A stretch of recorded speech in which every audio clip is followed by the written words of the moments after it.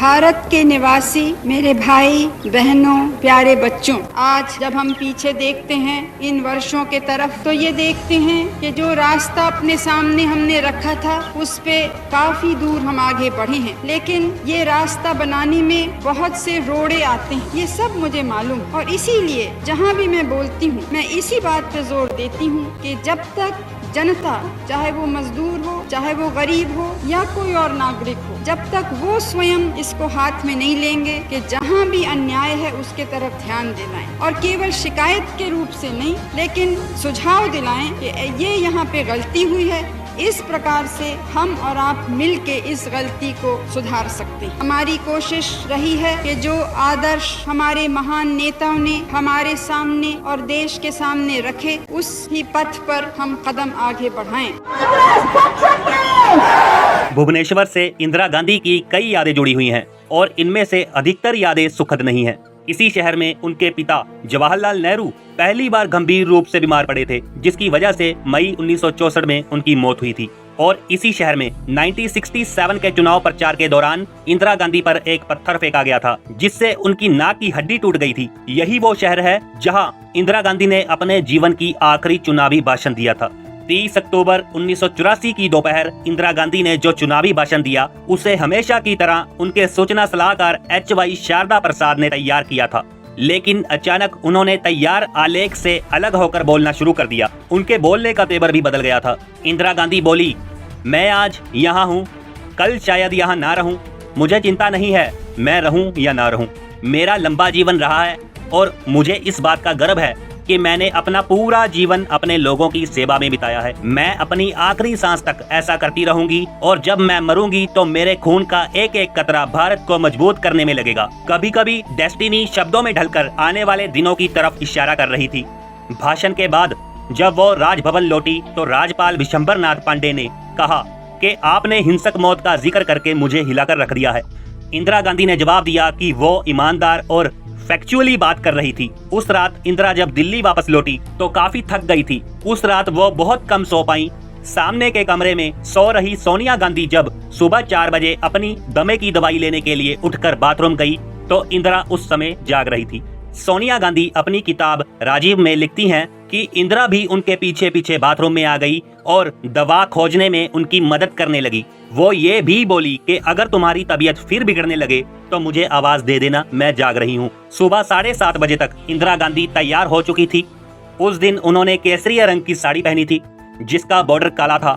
इस दिन उनका पहला अपॉइंटमेंट पीटर उत्सीनोव के साथ था, जो इंदिरा गांधी पर एक डॉक्यूमेंट्री बना रहे थे और एक दिन पहले उड़ीसा दौरे के दौरान भी उनको शूट कर रहे थे। दोपहर में उन्होंने ब्रिटेन के पूर्व प्रधानमंत्री जेम्स कैलेगन और मिजोरम के एक नेता से मिलना था। शाम को वो ब्रिटेन की राजकुमारी एन को भोज देने वाली थी।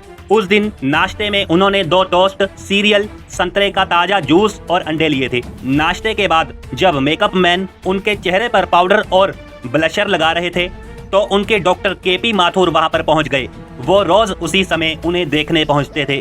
उन्होंने डॉक्टर माथुर को भी अंदर बुला लिया और दोनों बातें करने लगे। उन्होंने अमेरिकी राष्ट्रपति रोनाल्ड रीगन के जरूरत से ज्यादा मेकअप करने और उनके 80 साल की उम्र में काले बाल होने के बारे में मजाक भी किया।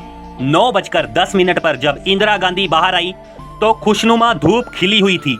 उन्हें धूप से बचाने के लिए सिपाही नारायण सिंह काला छाता लिए हुए उनके बगल में चल रहे थे। उनसे कुछ कदम पीछे थे RK धवन और उनके भी पीछे चल रहे थे इंदिरा गांधी के निजी सेवक नाथूराम।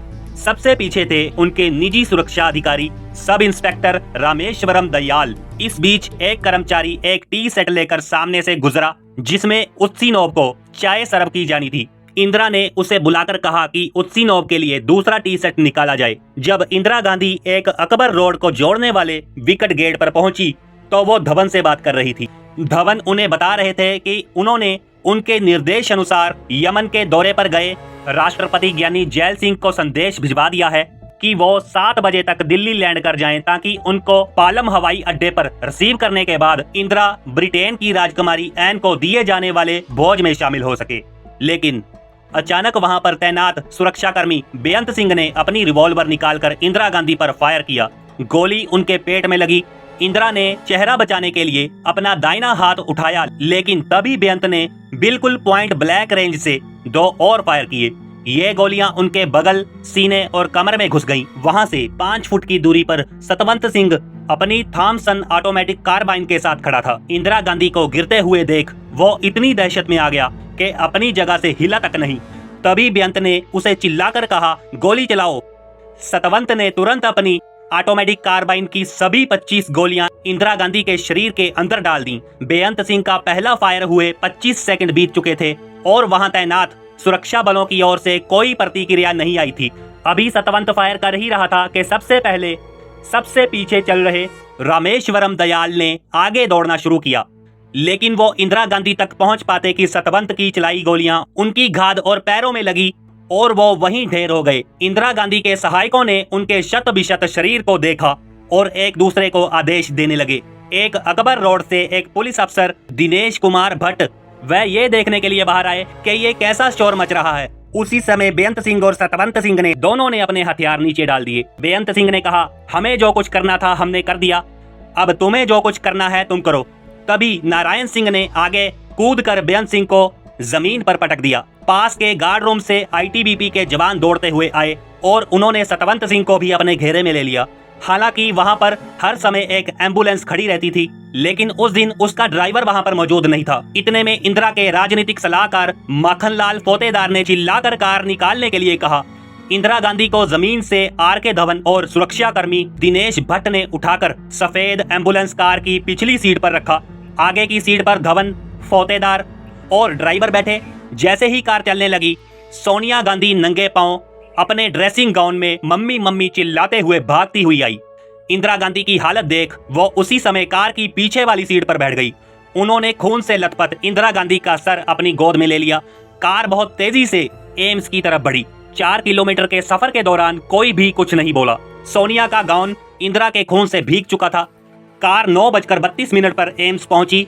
वहां इंदिरा के रक्त ग्रुप को ORH नेगेटिव का पर्याप्त स्टॉक था, लेकिन एक सफदरगंज रोड से किसी ने भी एम्स को फोन कर नहीं बताया था कि इंदिरा गांधी को गंभीर रूप से घायल अवस्था में वहां लाया जा रहा है। इमरजेंसी वार्ड का गेट खोलने और इंदिरा को कार से उतारने में 3 मिनट लग गए। वहां पर एक स्ट्रेचर तक मौजूद नहीं था। किसी तरह एक पहिए वाली स्ट्रेचर का इंतजाम किया। जब उनको कार से उतारा गया तो इंदिरा को इस हालत में देखकर वहां तैनात डॉक्टर घबरा गए।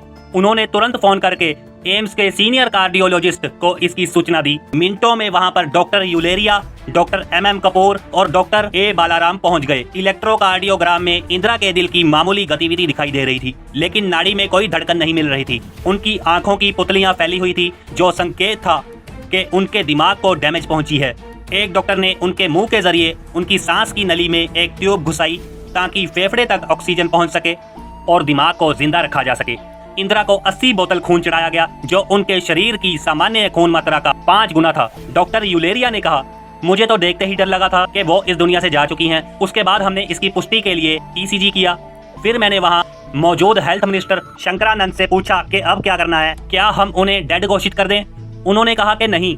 फिर हम उन्हें ऑपरेशन थिएटर में ले गए। डॉक्टर ने उनके शरीर को हाई एंड लंग मशीन से जोड़ दिया, जो उनके खून को साफ करने का काम करने लगी और जिसकी वजह से उनके खून का तापमान 37 डिग्री से घटकर 31 डिग्री हो गया। ये साफ था कि इंदिरा इस दुनिया से जा चुकी हैं, लेकिन तब भी उन्हें एम्स की 8वीं मंजिल पर स्थित ऑपरेशन थिएटर में ले जाया गया। डॉक्टरों ने देखा कि गोलियों ने उनके लीवर के दाहिने हिस्से को छल्ली कर दिया है। उनकी बड़ी इंटेस्टाइन में कम से कम 12 छेद हो गए थे और छोटी इंटेस्टाइन को काफी नुकसान पहुंचा था। उनके एक फेफड़े में भी गोली लगी थी और रीढ़ की हड्डी भी 2 गोलियों के असर से टूट गई थी। सिर्फ उनका दिल सही सलामत था।